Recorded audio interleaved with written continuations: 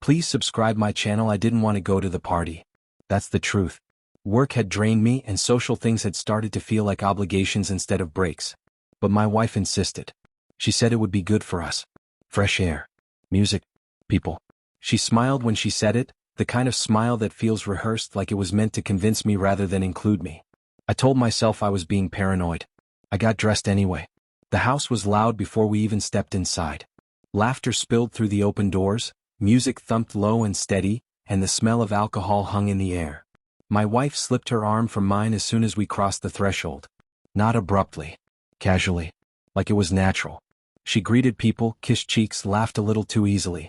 I stood there holding 2 empty cups, watching her become someone else. I found a spot near the kitchen counter. From there, I could see most of the room. She moved confidently, like she belonged in the center of things. I remembered when she used to stay close to me at parties, checking in with her eyes, making sure I was okay. That night she didn't look back once. I told myself again that I was overthinking. That marriage meant trust. That comfort sometimes looks like distance. Then the music changed. Something louder. Faster. A few people started dancing near the middle of the room. My wife was pulled in by a group of women, laughing, spinning, raising her hands.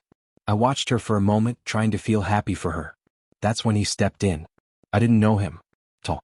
Relaxed. Too comfortable. He said something to her, leaned close so she could hear him over the music. She smiled. Not politely. Warmly. I felt something tighten in my chest. He took her hand. She didn't pull away. She let him guide her, and then they were dancing together. Not the kind of dancing that's playful or harmless.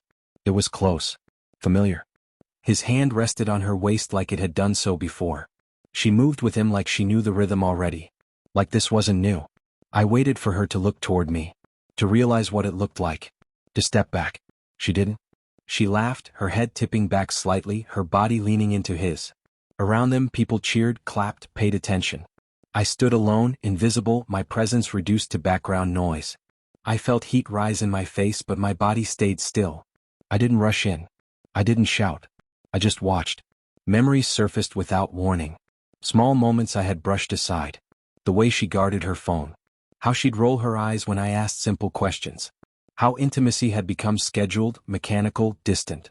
Standing there, watching another man dance with my wife, those moments rearranged themselves into something clearer. Something heavier. I told myself to walk away. To leave quietly. To deal with it later.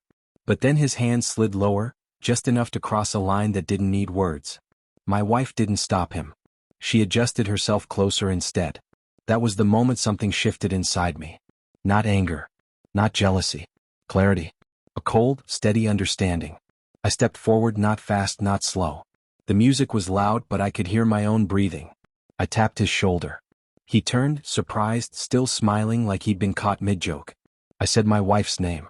She looked at me, then really looked, and for a split second something flickered across her face. Not guilt.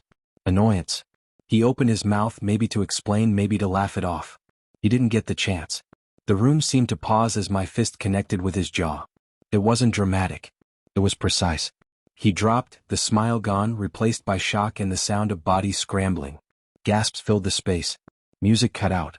I stood there, my hand throbbing, my heart steady. My wife stared at me like I was the problem, like I had interrupted something important. In that moment, I understood more than I had in years. The dance hadn't been the betrayal. It was the permission she gave before it ever started.